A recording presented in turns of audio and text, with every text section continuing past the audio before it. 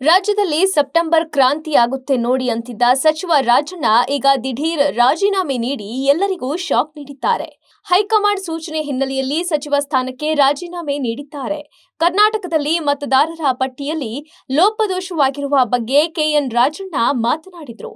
2024ರ ಲೋಕಸಭೆ ಚುನಾವಣೆ ನಡೆದಾಗ ಕರ್ನಾಟಕದಲ್ಲಿ ನಮ್ಮ ಕಾಂಗ್ರೆಸ್ ಸರ್ಕಾರವೇ ಇತ್ತು. ನಾವೇ ಮತದಾರರ ಪಟ್ಟಿಯ ಬಗ್ಗೆ ನೋಡಿಕೊಳ್ಬೇಕಾಗಿತ್ತು. ಇದರಲ್ಲಿ ನಮ್ಮ ತಪ್ಪು ಕೂಡ ಇದೆ. ವೋಟಿಂಗ್ ಲಿಸ್ಟ್ ತಯಾರಾಗಿದ್ದೇ ನಮ್ಮ ಸರ್ಕಾರದ ಅವಧಿಯಲ್ಲಿ. ಮತದಾರರ ಪಟ್ಟಿಯಲ್ಲಿ ಅಕ್ರಮ ನಡೆದಿರೋದು ನಿಜ. ಅದರಲ್ಲಿ ಯಾವುದೇ ಅನುಮಾನವಿಲ್ಲ. ಮಹದೇವಪುರ ಅಸೆಂಬ್ಲಿಯಲ್ಲಿ ನಮ್ಮ ಲೋಪ ಕೂಡ ಇದೆ. ಲೋಕಸಭೆ ಚುನಾವಣೆ ವೇಳೆ ನಾವೇ ಅಧಿಕಾರದಲ್ಲಿದ್ವಿ ಅಂತ ಕೆಎನ್ ರಾಜಣ್ಣ ಮಾತನಾಡಿದ್ರು. ಕೆಎನ್ ರಾಜಣ್ಣ ಅವರ ಈ ಹೇಳಿಕೆಯ ವಿರುದ್ಧ ಕಾಂಗ್ರೆಸ್ ನಾಯಕರು ರಾಜ್ಯ ಉಸ್ತುವಾರಿ ರಣದೀಪ್ ಸುರ್ಜೇವಾಲಾಗೆ ದೂರು ನೀಡಿದ್ರು.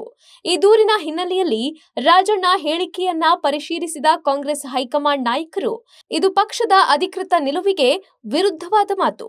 ಮತದಾರರ ಪಟ್ಟಿಯಲ್ಲಿ ಅಕ್ರಮ ಎಸಗಿರೋದು ಚುನಾವಣಾ ಆಯೋಗ.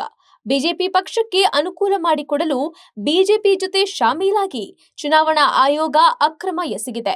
ರಾಹುಲ್ ಗಾಂಧಿ ಚುನಾವಣಾ ಆಯೋಗವನ್ನ ಟಾರ್ಗೆಟ್ ಮಾಡಿ ದೆಹಲಿಯಿಂದ ಹಳ್ಳಿಯವರೆಗೂ ಕ್ಯಾಂಪೇನ್ ಮಾಡುವಾಗ ನಮ್ಮ ಪಕ್ಷದ ನಾಯಕರೇ ರಾಹುಲ್ ಗಾಂಧಿ ನಿಲುವಿಗೆ ವಿರುದ್ಧವಾಗಿ ಮಾತನಾಡಿರುವುದು ಸರಿಯಲ್ಲ. ಹೀಗಾಗಿ ಕೆಎನ್ ರಾಜಣ್ಣರಿಂದ ಸಚಿವ ಸ್ಥಾನಕ್ಕೆ ರಾಜೀನಾಮೆ ಪಡೆಯಿರಿ ಅಂತ ಸಿಎಂ ಸಿದ್ದರಾಮಯ್ಯಗೆ ಕಾಂಗ್ರೆಸ್ ಹೈಕಮಾಂಡ್ ಸೂಚಿಸಿತು. ಜೊತೆಗೆ ಕಾಂಗ್ರೆಸ್ ಹೈಕಮಾಂಡ್ ರಾಜ್ಯ ಕಾಂಗ್ರೆಸ್ನಿಂದಲೂ ಈ ಬಗ್ಗೆ ವರದಿ ಪಡೆದುಕೊಂಡಿದೆ. ರಾಜ್ಯ ಕಾಂಗ್ರೆಸ್ ವರದಿ ನೀಡಿದ ಬಳಿಕ ಸಚಿವ ಸ್ಥಾನಕ್ಕೆ ರಾಜೀನಾಮೆ ಪಡೆಯುವಂತೆ ಸಿಎಂ ಸಿದ್ದರಾಮಯ್ಯಗೆ ಸೂಚಿಸಿದರು.